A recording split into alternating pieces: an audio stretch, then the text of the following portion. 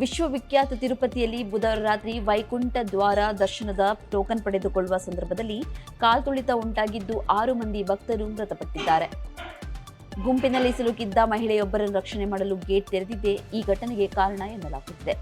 ಜೊತೆಗೆ ನೂಕುನುಗ್ಗಲಿನಿಂದ 150ಕ್ಕೂ ಹೆಚ್ಚು ಭಕ್ತರು ಗಾಯಗೊಂಡಿದ್ದಾರೆ. ವಿಶೇಷ ದರ್ಶನಕ್ಕಾಗಿ ಟೋಕನ್ ಪಡೆಯಲು 4,000ಕ್ಕೂ ಹೆಚ್ಚು ಭಕ್ತರ ಗುಂಪು ಸಾಲುಗಟ್ಟಿ ನಿಂತಿದ್ರು.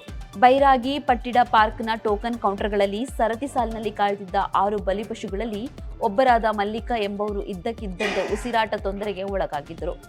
ಅವರನ್ನು ಆಸ್ಪತ್ರೆಗೆ ರವಾನಿಸಲು ಗೇಟ್ಗಳನ್ನು ತೆರೆದಾಗ ಒಮ್ಮೆಲೆ ಸಾವಿರಾರು ಮಂದಿ ನುಗ್ಗಿದ ಕಾರಣದಿಂದಾಗಿ ಈ ದುರ್ಘಟನೆ ಸಂಭವಿಸಿದೆ ಎನ್ನಲಾಗುತ್ತಿದೆ.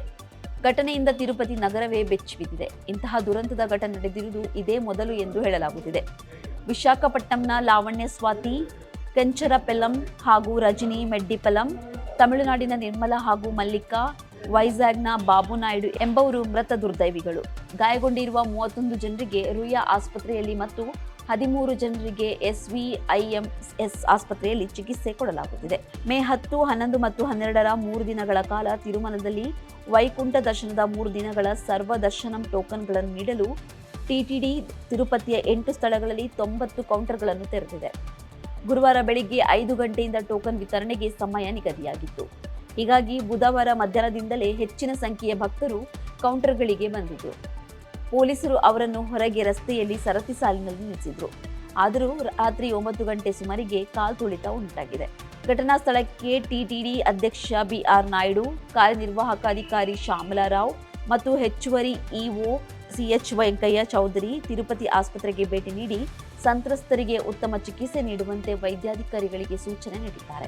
ಕಾಲ್ತುಳಿತದಲ್ಲಿ ಗಾಯಗೊಂಡವರಿಗೆ CPR ನಡೆಸಿದ TTD ಭದ್ರತಾ ಸಿಬ್ಬಂದಿ ರಾತ್ರಿ 9:30ರ ಸುಮಾರಿಗೆ ರುಯಾ ಆಸ್ಪತ್ರೆಗೆ ಕರೆದೊಯ್ದಿದ್ದರು. ಈ ವೇಳೆ ವೈದ್ಯರುಗಳ ಕರ್ತವ್ಯ ಬದಲಾಯಿಸುವ ಸಮಯವಾಗಿತ್ತು. ವೈದ್ಯರು ಕರ್ತವ್ಯಕ್ಕೆ ಹಾಜರಾಗಲು ವಿಳಂಬವಾಗಿದ್ದರಿಂದ ಹೆಚ್ಚಿನ ಅನಾಹುತ ನಡೆದಿದೆ ಎಂಬ ಆರೋಪವಿದೆ. ಘಟನೆ ಬಗ್ಗೆ ಆಂಧ್ರಪ್ರದೇಶದ ಮುಖ್ಯಮಂತ್ರಿ ಎನ್ ಚಂದ್ರಬಾಬು ನಾಯ್ಡು ಆಘಾತ ವ್ಯಕ್ತಪಡಿಸಿದ್ದಾರೆ. ಮೃತರ ಕುಟುಂಬಗಳಿಗೆ ಸಾಧ್ಯವಿರುವ ಎಲ್ಲಾ ಸಹಾಯವನ್ನು ನಾವು ನೀಡುತ್ತೇವೆ ಎಂದು ತಿಳಿಸಿದ್ದಾರೆ. ದುರ್ಘಟನೆಗೆ ಸಂಬಂಧಿಸಿದಂತೆ ಪ್ರಧಾನಿ ಮೋದಿ, ತಿರುಪತಿಯಲ್ಲಿ ನಡೆದ ಕಾಲ್ತುಳಿತ ದುರದೃಷ್ಟಕರ, ಗಾಯಾಳುಗಳು ಶೀಘ್ರ ಗುಣಮುಖರಾಗಲಿ ಎಂದು ಪ್ರಾರ್ಥಿಸುತ್ತೇನೆ. ಘಟನೆಯ ಎಲ್ಲಾ ಸಂತ್ರಸ್ತರಿಗೆ ಆಂಧ್ರಪ್ರದೇಶ ಸರ್ಕಾರ ಸಾಧ್ಯವಿರುವ ಎಲ್ಲಾ ಸಹಾಯವನ್ನು ಒದಗಿಸುತ್ತಿದೆ ಎಂದು ತಮ್ಮ ಎಕ್ಸ್ ಖಾತೆಯಲ್ಲಿ ಸಂತಾಪ ಸೂಚಿಸಿದ್ದಾರೆ.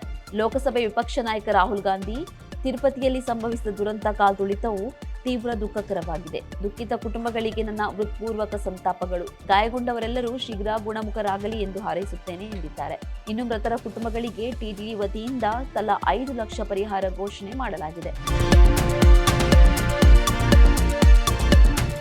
ಹೆಚ್ಚಿನ ಸುದ್ದಿ ಅಪ್ಡೇಟ್ಗೆ ಈಗಲೇ the federal Karnataka YouTube page ಅನ್ನು ಸಬ್ಸ್ಕ್ರೈಬ್ ಮಾಡಿ.